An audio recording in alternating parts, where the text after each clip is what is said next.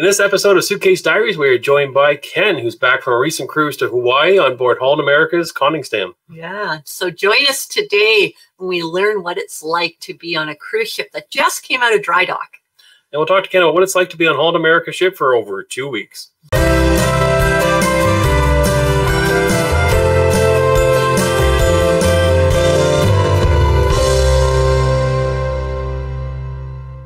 So, Ken, thanks for joining us today. And before we get started, let's talk a little bit about the cruise that you went on. This was a trip to Hawaii over, 16 days? Is that right? Jill and Jerry, thanks for having me on.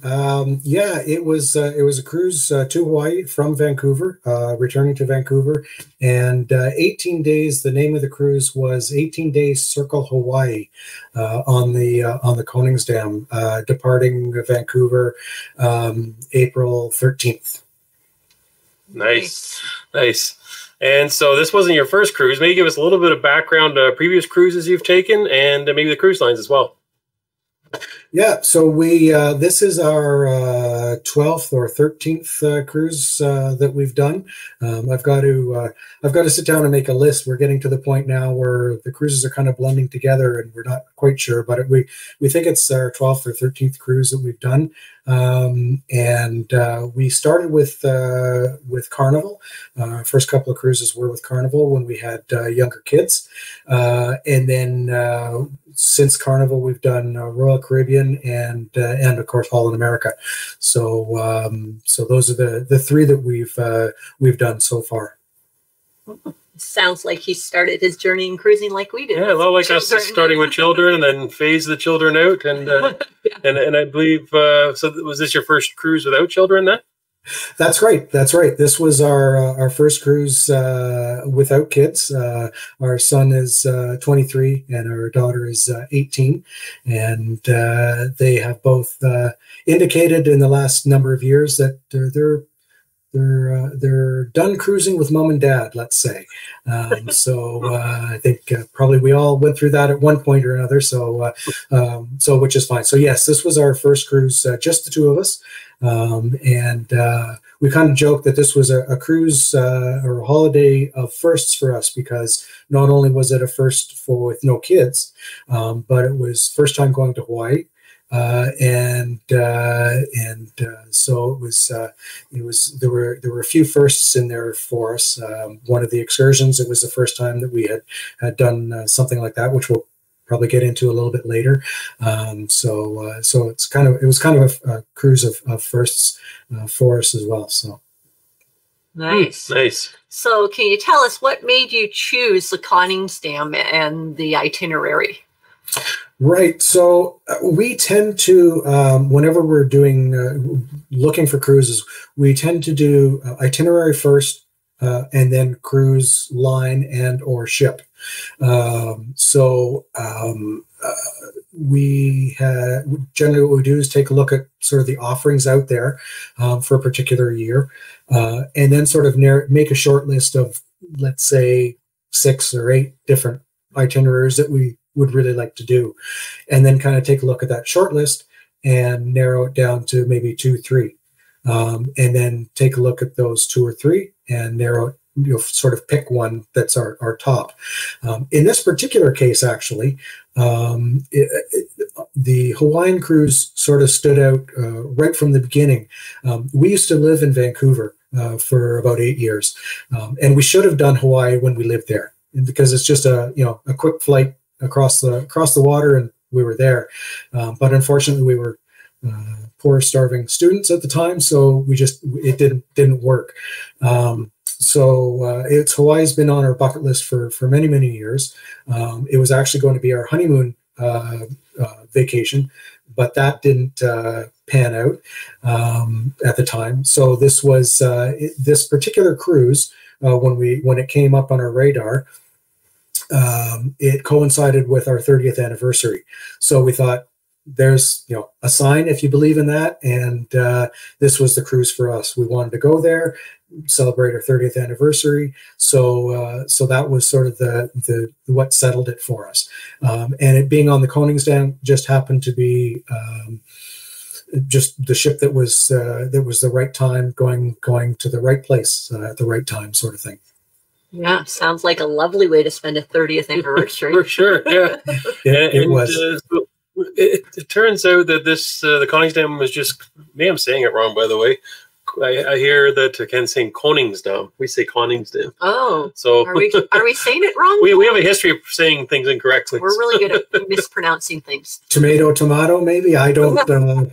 Yeah, I. To be honest, now that I'm thinking back to sort of the captain's announcements and so on, he might have said Koningsdam. Like put more of an emphasis on the O than making it an A. But I think it's tomato sort of idea. All right. So this was the first cruise at a dry dock for the Koningsdam. Did you know that when you booked it? Was this strategically planned or just happened to play out that way? To be honest, it totally happened to play out that way. We had no idea it was going into dry dock. In fact, I didn't find out until, in fact, it was someone that posted on Facebook, one of the Holland America Facebook groups, that they were on the last cruise before it went into dry dock in Portland, Oregon, if I remember right. So it just happened to be that we were the first cruise after it came out of dry dock. And I was, to be honest, I was kind of excited that, we get to be on a ship that just came out of dry dock. You can't get much, usually you can't get much better than, close to a new ship type of idea than after it comes out of dry dock. So I was quite excited to hear that. For sure. And when you were on the ship, did you notice was there anything changed from previous dry dock, or what was new? Did you notice anything? To be honest, the short answer is no, not really. I was quite surprised. Noticed a kind of fresh paint smell here and there. Some of the carpet looked a little new. And because I knew it was in dry dock and we were the first ones on there, I kind of went searching for new things or different things, changed things. And they, I had heard through the grapevine via Facebook that one of the things people were hoping that was going to change was the library. Yes. And Jill, I know you and my wife Lisa are big library people. And so the happy answer to that, Jill, is you're getting a new library. The unhappy answer for my wife Lisa was it wasn't ready yet. Wow, the whole length of your cruise, it wasn't. It wasn't ready yet. So where they're putting it is it's beside. It's a room that's beside the Rolling Stone Rock Room, and it used to be the Microsoft Digital Library, where you could go and you learn how to do digital pictures and stuff like that. That room is being changed into the library, so it's its own separate room with a door. And I actually went over and took a peek. The door wasn't locked, so I took a peek inside, and it was still under construction. There was the carpet had all been ripped up, and there was stuff in boxes and all kinds of stuff. So it was not ready yet. So I was thinking, okay, they're going to work on it sort of on our cruise. And I checked every once in a while, periodically throughout the cruise. The door was locked, and there was no work going on at all. So I don't know, of course, what they were doing, what they were thinking. So I know that like some of the people on Facebook were hoping that that green bunny that's up in I think it's a green bunny that's up in the sanctuary area was going to go away, and a hot tub was going to go in there. Yeah, still there. The green bunny, for whatever reason, is still there.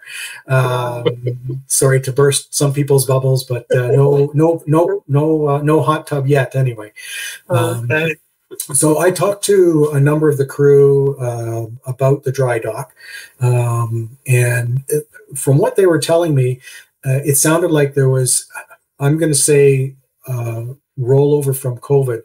Some of the stuff that they were hoping to get in terms of materials and stuff weren't there. Supply chain issues and stuff like that, and or people to do the actual work. It sounds like some of the just holdover from COVID, I'm guessing, is what it sort of turned out to be. There was new carpet in places. You could definitely tell there was new carpet. Some of the furniture had been reupholstered and or replaced. Not all of it. Some of it was in pretty rough shape, or a few pieces anyway, not a lot, but there were a few. But yeah, so for whatever reason, they didn't get done what they were hoping to get done, or whatnot. I do know that apparently one of the big things that they did get done that they wanted to was they stripped the whole hull and repainted it with special paint that's supposed to make it slip through the water easier, and not collect like barnacles and all the stuff that a hull would normally collect out in the ocean. So it helps with, I would assume it helps with their efficiency. So that was one of the big things that they did get done, that a couple of the crew told me that they got done. Wow. Did it feel like you're going faster then? On a big ship like that, he tells you how fast you're going on his noon updates, and it's like, okay, you've got to trust them. Yep. Out in the middle of the Pacific, you have nothing to compare it to, so you could be standing still, or you could be cruising at warp speed. You have no idea.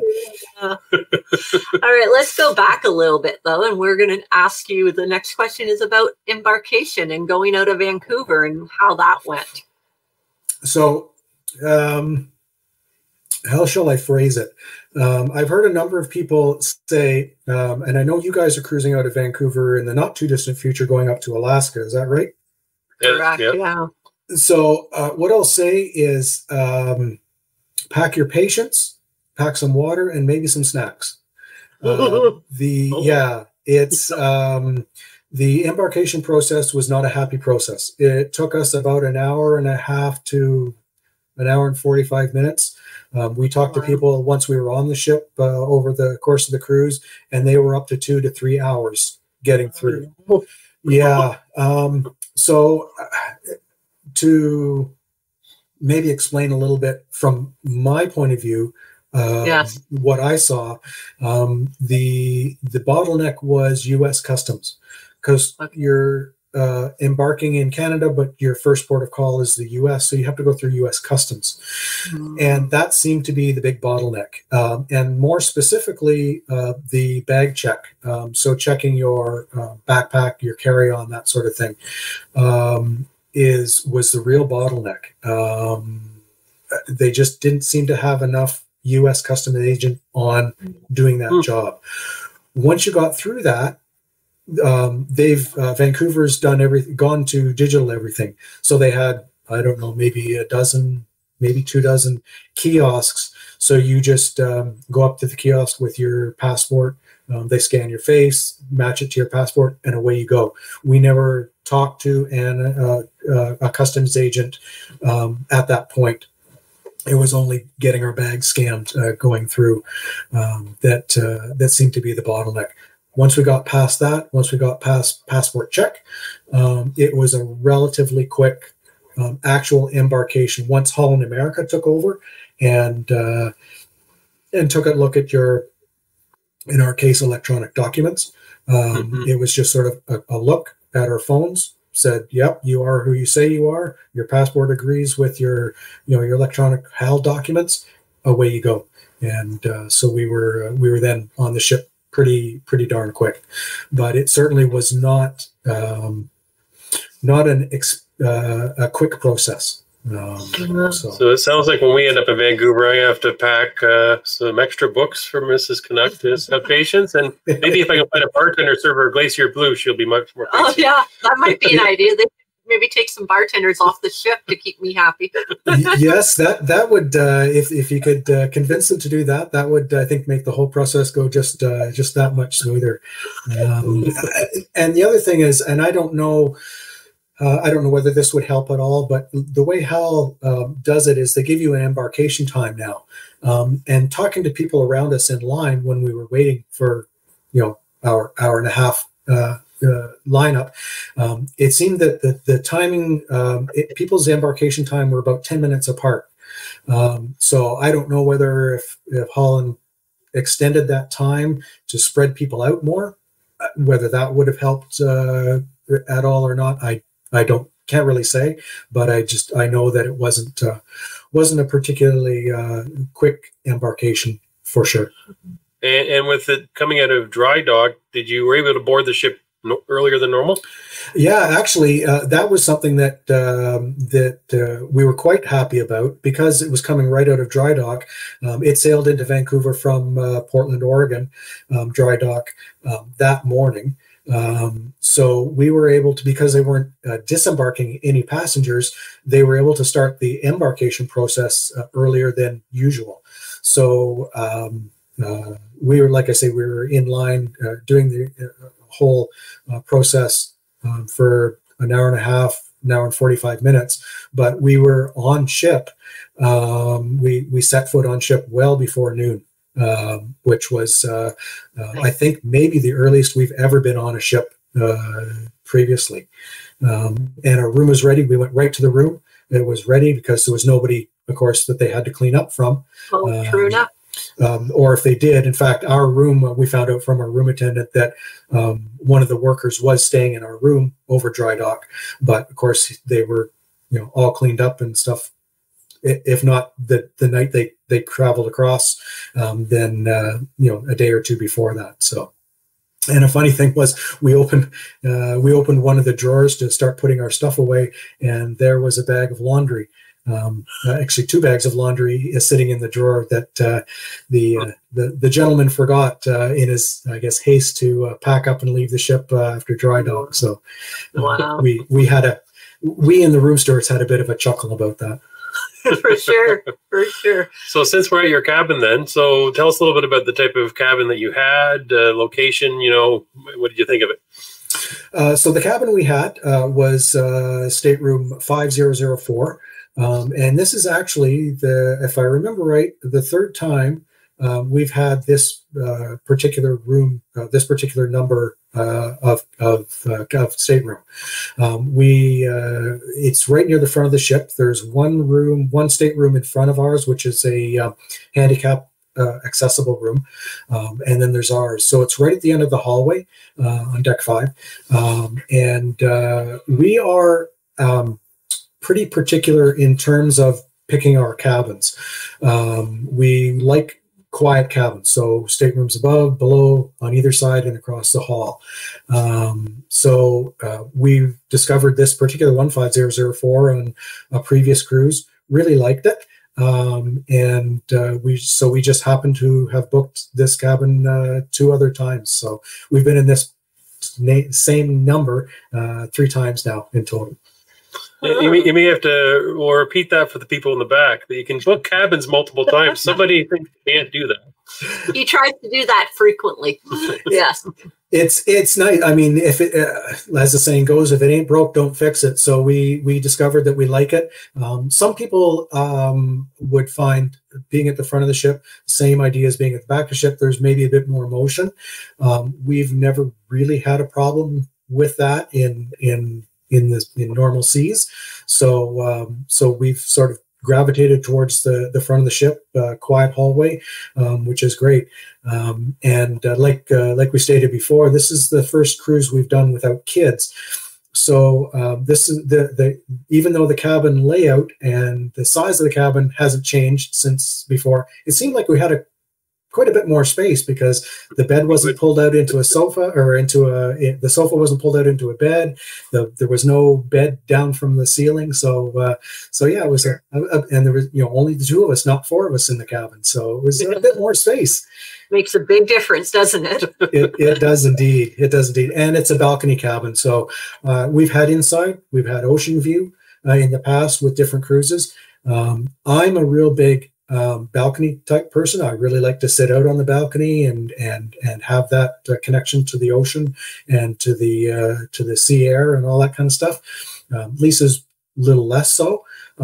So I always push for a cabin with a balcony if we can get away with it, for sure. Yeah, for sure. All right, do you want to talk about our next hot topic. Hot topic. My favorite topic on most cruise ships is food. So let's talk a little bit. So let's start at breakfast. So where did you try breakfast around the ship, and what did you think of it?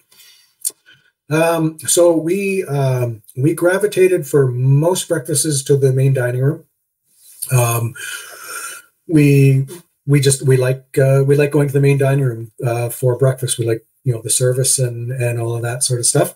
We did the Lido once, I think, if I remember right, which was totally fine. I find you tend to get, or at least I tend to get, more than I really need to get at when I go up to the Lido, whether it's for breakfast or dinner or lunch, just because there's so many things on offer.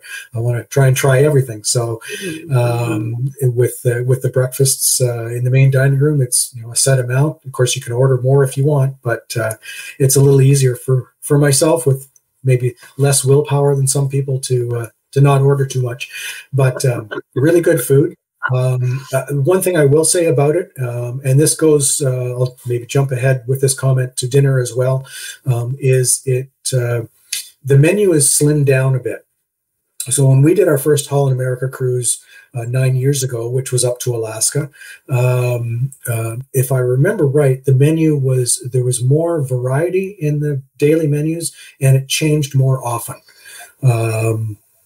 And this time, the breakfast menu for sure was pretty static.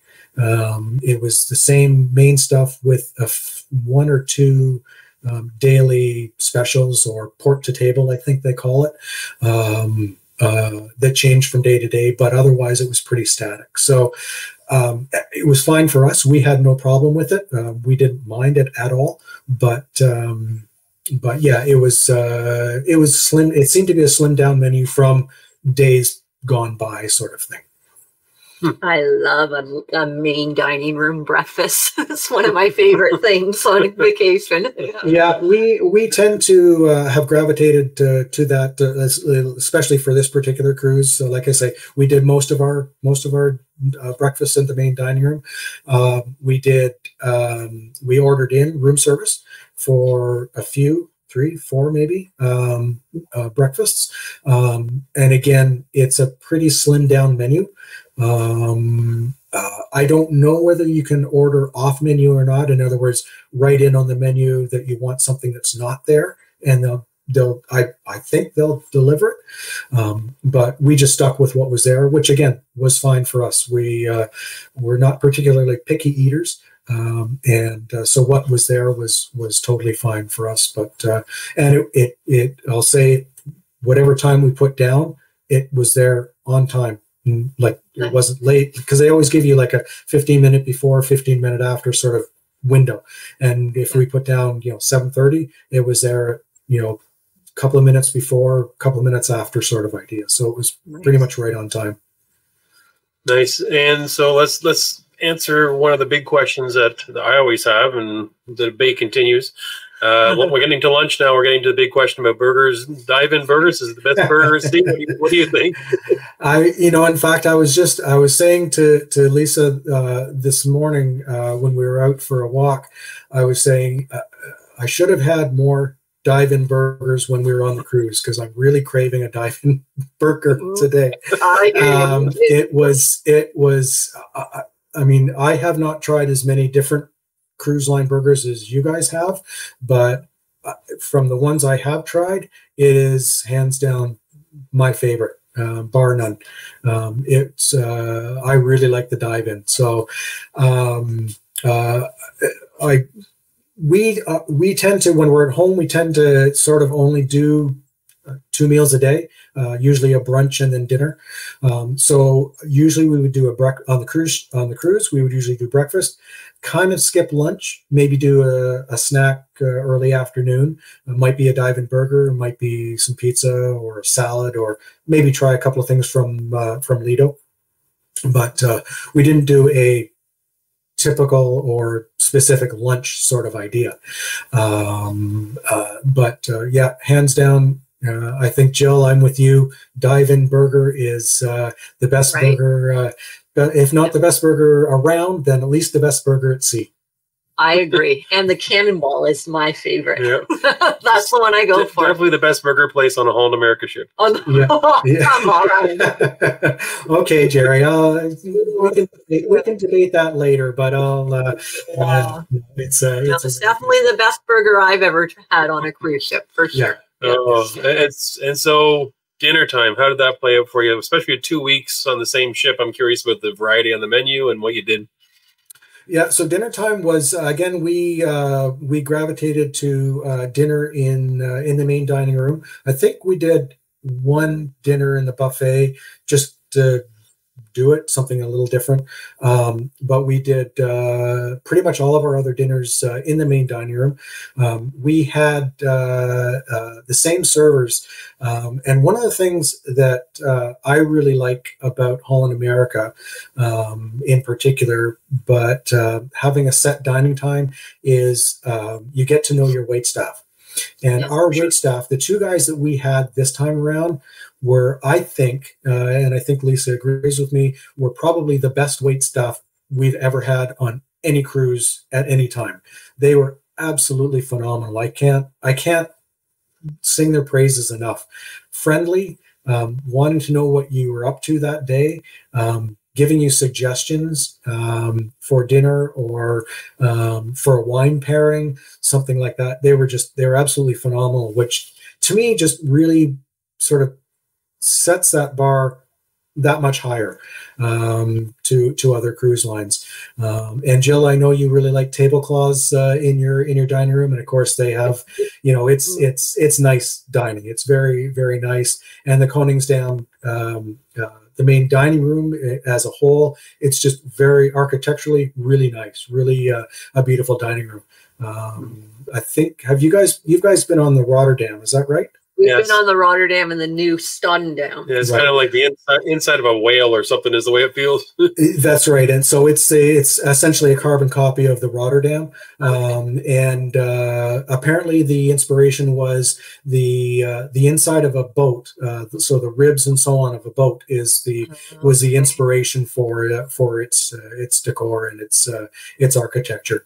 But so, and in terms of the menu itself, again, maybe a pared down menu from times previous.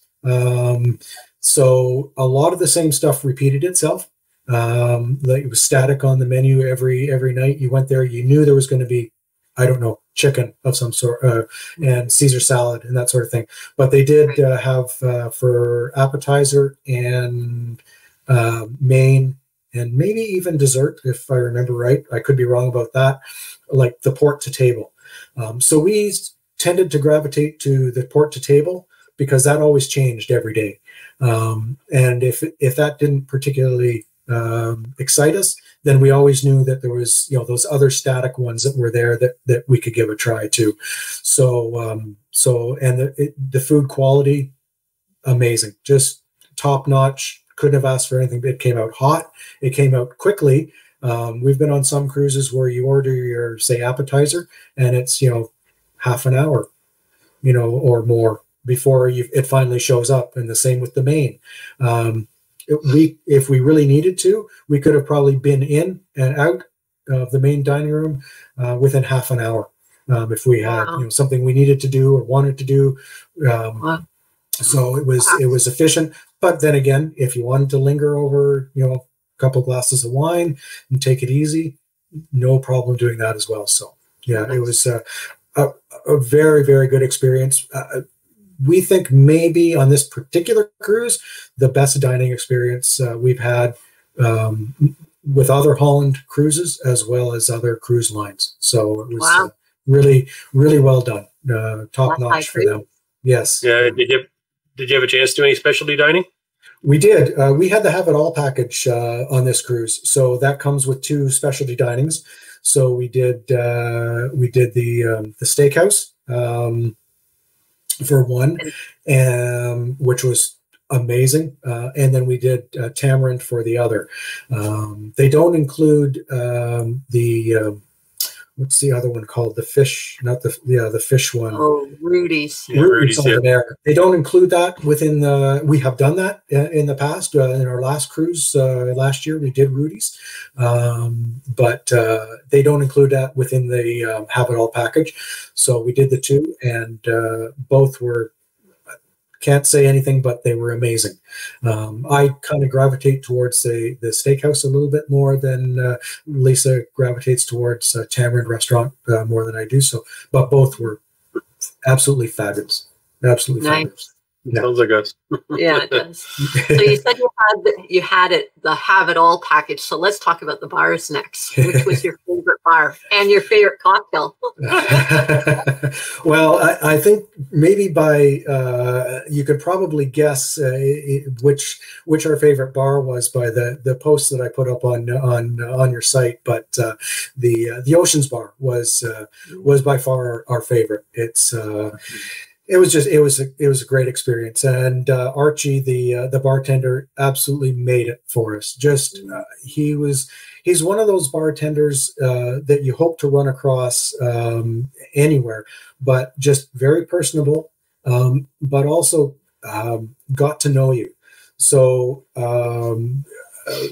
after the first time or two, we would come back from, let's say, a port day and decide, oh, let's grab a drink before we go back to the room and freshen up or whatever. And we'd walk up, and before we got to the bar, he'd catch our eye and say, Lisa, do you want your Long Island iced tea? Ken, do you want your, whatever it was? And so he would remember what drinks we had. And if we wanted to try something different, even if it wasn't on the menu, as long as they had the ingredients, he was willing to make it, no question. And one of the things that was not on the menu that I asked him to make for me, Jill, was the Glacier Blue. Yeah, my favorite. Your favorite. And I was hoping, I crossed my fingers, and he said, not a problem, and he made it. And I'll tell you, Jill, it has gone right up there with one of my favorite cocktails. Right? It's really good. I love it. It's my favorite cocktail. Was he able to make the very rare Crown and Diet? He was. In fact, I had a couple of Crown and Diets for you, Jerry, and I also asked him to take a bottle of Crown and hide it away, because I told him that you were coming, and that was your drink of choice, and so he I hope he did, and squirreled one away. Maybe he's got it in his cabin, just with Jerry's name written on it, just waiting for you to come on board. So but he was.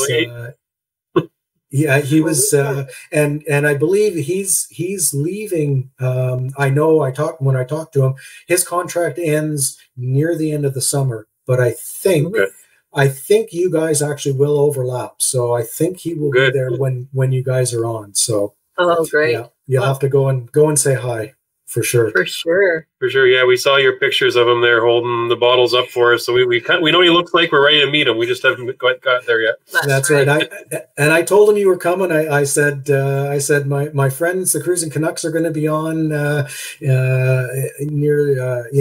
in July, I think it is, isn't it? Is that right? Did I have? That's right. Yeah. So I said they're going to be on. He's going to be looking for his Crown and Royal and or his Crown and Diet, and Jill's going to be looking for Glacier Blue. So I gave him fair warning. That's right. Start taking. That's right. No, that would be service if we walked on to you. He recognized it. That would be. I should have got his information, and I could text him. Okay, they're going to be on this date, so here's a picture of them. You've got to have it ready for them. Funny. Oh. So we'll move on to entertainment and maybe save the most controversial part. So we've heard from some people being the main stage for the last part, but how did you find entertainment around the ship? They're known for the music walk and all that. How did you find it all? Yeah, so I'll save the main stage for the end. As far as music walk goes, one of the things that we were disappointed at was, and I'll preface this by saying, we are not classical music people at all. We are classic rock people. But when we discovered Lincoln Center Stage on a Holland America cruise, we absolutely loved it. Some of the ships have a dedicated space to Lincoln Center Stage. On some ships like Koningsdam and Rotterdam, they share with BB King's. Holland America, within this past year, has gone away with having dedicated Lincoln Center Stage performers on the ships. On each ship. And what they're doing now, from my understanding, is they're having, I'm going to call them roving performers that basically bounce from ship to ship. And so they're not on for your, they're not on each ship all the time. And so when we got on, I asked about it, fairly soon after we got on, and they were not on our ship. And I was hoping, okay, we're not going to have them on for the crossing over to Hawaii, but maybe we'll have them for the crossing coming back. Right. Maybe they got on in Hawaii. Unfortunately, they didn't. We didn't have them at all, which was a bit of a disappointment. I mean, it didn't ruin the cruise for us. It was just a bit, right. I was looking forward to it, and it wasn't there, and it was a bit of a disappointment. So, right. But in terms of the rest of the music walk, fabulous, absolutely, bar none, hands down, fabulous. We are not, and I'll sort of qualify that as, we are not big go and sit in BB King's or Rolling Stone Rock Room and sit through a set or two of the show. We'll catch snippets here and there, a song or two or three, but we're just, that's not our thing. That we don't sort of tend to do that. But what we did get from all three, Rolling Stone, BB King, and Billboard Onboard, hands down, bar none, best music around, best music at sea for sure. Which is really nice to see that Holland America is still keeping up that high level of entertainment. Really good. And I mean, when we would walk by, coming from an activity or something like that, for sure, when they were performing, the places were packed. There wasn't a seat to be found. People were standing around because they couldn't get a seat. So it certainly was well attended for sure. In terms of the main stage, as you probably know, they've done away with the big Broadway shows. I don't think, and I could be wrong about this, but I don't think any of the Holland America ships have the big Broadway shows anymore. You're correct. Like they used to. So what they've replaced it with is the step 1, step 2 dancers with step 1 dancers. I think so, yeah. And we didn't, again, we're not big Broadway type people. That's just not our scene. To the point that we sort of stopped going. I'm sure they were great, but it just wasn't our thing. And on our last cruise last year, we didn't go to any main stage shows at all. I'm thinking we're just not into that. So we just found other things to do. We went to the Step 1 Dancers show the first night they had it, which I can't remember which day it was, maybe the second day we were on. Blown away, totally blown away by the show. Just amazing. I've never seen anything like it before in my life. So I would highly recommend anybody give it a try. They're just fantastic, phenomenal performance, phenomenal dancers. So, and from that point, we caught every show that they did. It was amazing. Yeah. Nice. It was great. All right, so let's talk about port days. So after 5 days at sea, you get to your first port. Tell us about your ports and what you did. Yeah, so we did 5 days at sea, like you said, leaving out of Vancouver. And our first port was Nuwili in Kauai. And we did, so we are much like you guys, I think. We like to do stuff on our own. get off and just explore on our own. Yep. Yeah. So we did do one because we had the Have It All. That gave us one, in our case, one Holland America excursion, which we did. But with our first port in Kauai, we did a helicopter tour, which we arranged on our own. And I will say that I will recommend that to anybody, as long as you don't have a fear of flying, of course. What an amazing way to see the sights from a different point of view. And especially maybe around Hawaii or a tropical island like that. It's just amazing way to see the island from the bird's eye point of view. And of course, must have been like flying through a scene of Jurassic Park, I bet. In fact, it was. And our pilot would take us to, we probably hit, I don't know, I'm going to say 6 different sites, not hit as in literally, but we went to say 6 different sites in the different movies of Jurassic Park, and he would sort of hover there and sort of explain it for those people who maybe hadn't seen the movie, what the scene was, and point out where it was shot and so on. And it was kind of neat. It was a really, and just the way the topography of the land was just amazing. Did you see any dinosaurs? We did not see any dinosaurs. We did see, and I believe it's been a long time since I saw Jurassic Park, but in one of the movies, it could have been the first one, near the end of the movie, they come out of a cave and they're rescued by a helicopter, is sort of in a nutshell, the way the scene goes. And in fact, he took us to that area, and they've got a helicopter parked down there in the landing zone, I think, for the tourists, but they point out, that's where that scene was shot. They came out of the cave that's right there, and they get on the helicopter and away they go. So that was kind of neat. The other thing that was really neat was, and this was just total coincidence on our part, I guess, was the day before we got there, they had all day long, apparently just torrential rains, to the point of flights were canceled out of Kauai. It was just all day torrential rain. But what that did was all the waterfalls that were there were just incredibly amazing waterfalls, to the point where the pilot kept sort of oohing and awing himself about, I've never seen this waterfall, this much water going over it, and sort of oohing and awing himself over what he was seeing. So it was just sort of happenstance on our part that the day before was horrendously wet and rainy, but it made for the spectacular waterfalls, and it was beautiful. Yeah, it was great. We saw he flew out over the ocean at one point, and we saw whales from up in the air, and it was again, it was an amazing way to see the island and tour around.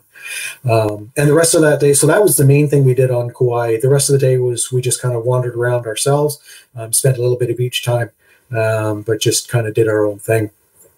The next island we went to was Maui. Lahaina is the port, and it is a tender port. And we had a whale watching tour booked, again, not through Hal, but ourselves. But about a week or two before we left, they ended up canceling our whale watching tour. I'm assuming they didn't have enough guests to fill the boat. So they gave us another time, but because it was a tender port, we weren't sure whether we were going to be able to make the time or not.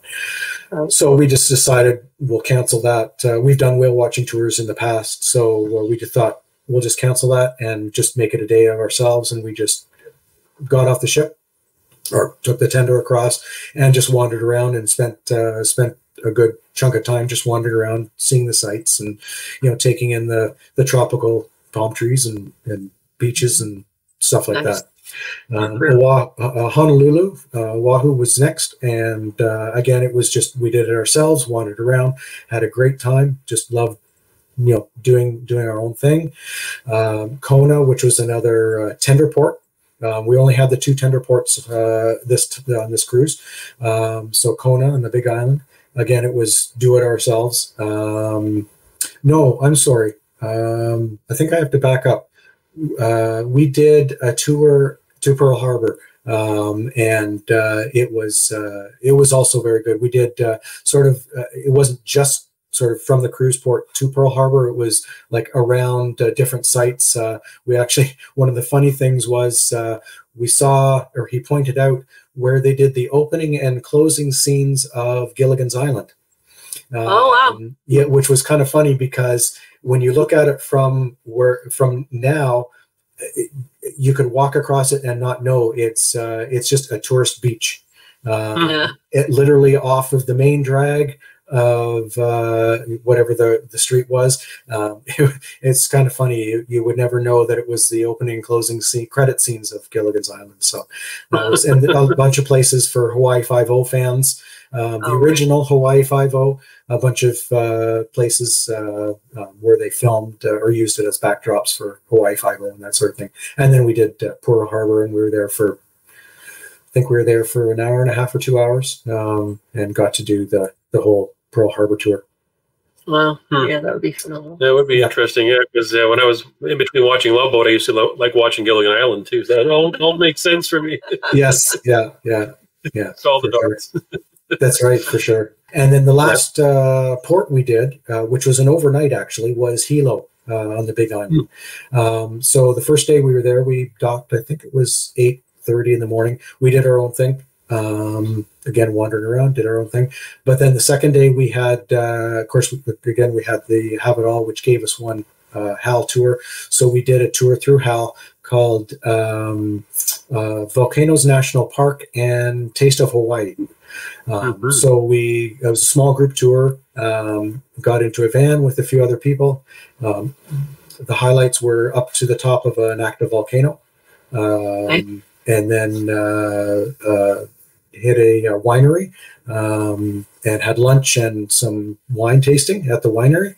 Went to a macadamia nut farm and plantation. And then spent some time in town. They dropped us off, gave us a little bit of time to look around, and then back at the port to catch the ship.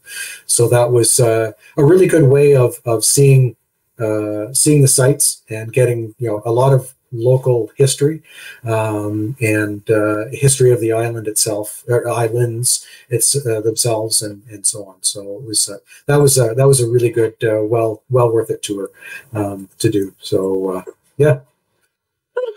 So you did 5 days. You spent all that time going around Hawaii and seeing the highlights. Then you do the 5 days back. So I guess the question would be, people always want to know, and we always debate this ourselves, is it worth doing all that cruising, all those sea days to get there and do just part of it in Hawaii, or is there why there? How did you feel after you put it all together? Yeah, that's a really good question. So we have never done that many sea days. I think the most we've done is 2, maybe 3, but 2 for sure, sea days in a row.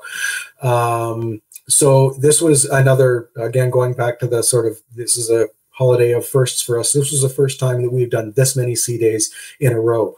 And we really liked it. What we found was we both very much enjoyed it. Both the 5 days going across, and the 5 days coming back, for 2 different reasons, actually. The 5 days going across was that sort of decompression time from work and your home schedule and stuff, and just getting into that relaxation cruise mode. But with the underlying sort of feeling of Hawaii's coming up. So, our excursions and exploring the island stuff is coming up, but just getting into that, what I always call the cruise life, the routine of the cruise, really enjoyed that.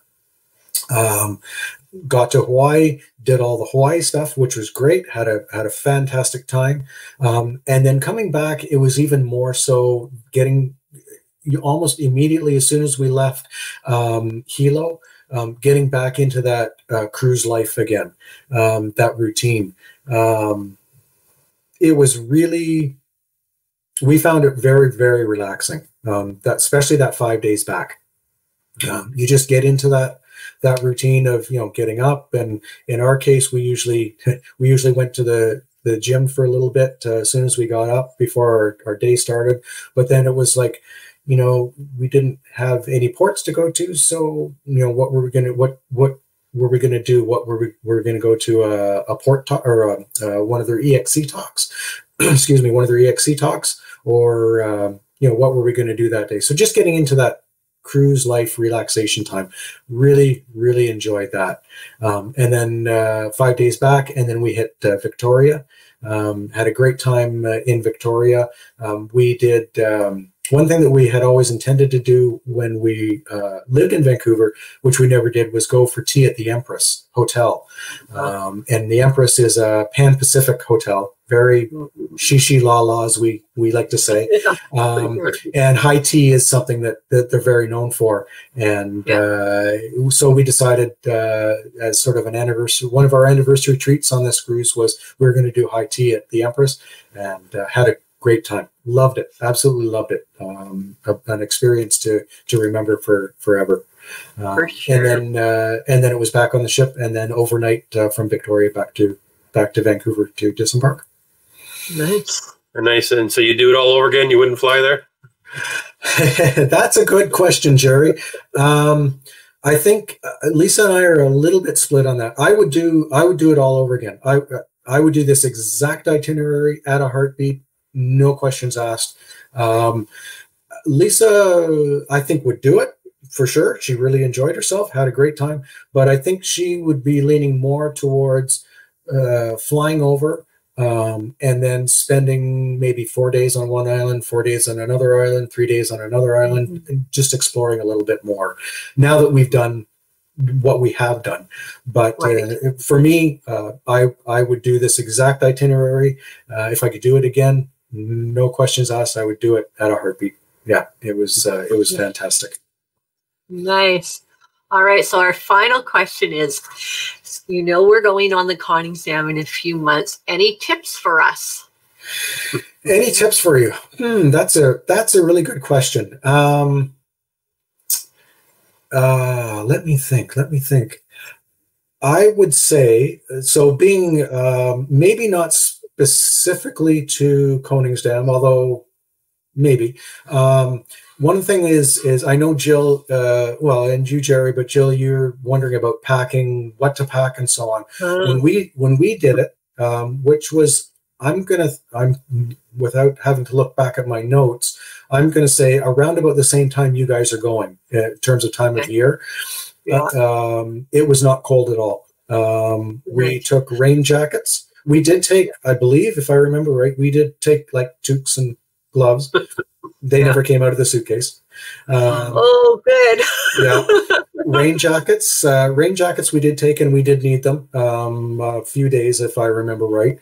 But yeah, it was. In fact, we were for a lot of the time. If my memory serves, we were like shorts and t-shirt type weather. So it was when we were there. It was no. I mean, that was 9 years ago, so who knows what the weather's going to be like when you're there. But in terms of packing, I think you're going to be, hopefully you'll be in luck.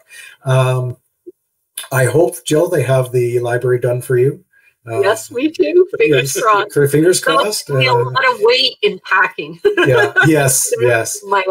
They did have a small library up in the Crow's Nest, sort of one of those A-frame bookshelf sort of things. And in fact, I talked to one of the staff who did trivia. We did a lot of trivia on this. We like doing trivia. That's one thing. If the guy who does music trivia, his name is Declan.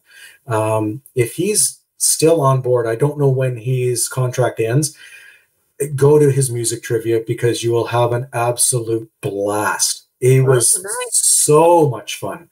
He really he really gets into it. He tells personal stories about himself and his family.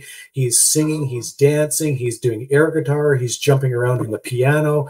He's got this crazy hair. It's just one of the things that'll make your cruise if he's there. He's absolutely fantastic. Yeah, but anyway, Leanne, who was the one who did all the other trivia, she was the one that was taking care of the library that was up in the crow's nest. And every morning she would go up and sort of scan what was there and bring up some new books and maybe take some that had been hanging around for a couple of days. So there is a small, take one, leave one type library. So there is a if the really big nice one isn't up and going, which I cross my fingers it will be, then at least they have that one there for you. So so thanks very much, Ken, for telling us all about your adventure. I'm sure a lot of people are going to get a lot from this and learn a lot about going to Hawaii and Holland America and what it's like to cruise Holland America now. So thanks for spending all this time with us. Yes, we appreciate it so much. It just makes it all worthwhile, right? When you get to talk about these wonderful adventures. It is. Like I've said to other people, I can talk about cruising all day long. I love it. It's a great way to see the world. Granted, you only get little snippets of different places, right? But boy, oh boy, is it just? I like the fact of you get on, you unpack once, you get to see all these different places, and you always know where your bed is. You always know where your meals are coming from. So it's just a great way to see the world. And I appreciate letting you guys let me yammer on about Holland America and our cruise and so on, and hope you guys have as much of a great cruise to Alaska as we did to Hawaii. Great. Well, thank you very much. Thank you very much, and hopefully we cross paths on a ship real soon. I hope so. It would be fun to meet you guys, face to face in person, and share a Crown and Royal and a Glacier Blue. That's right. There'd be a few for sure. Okay. Well, good night, Ken. Thank you very much. All right. Thanks, guys. Talk to you later. Bye.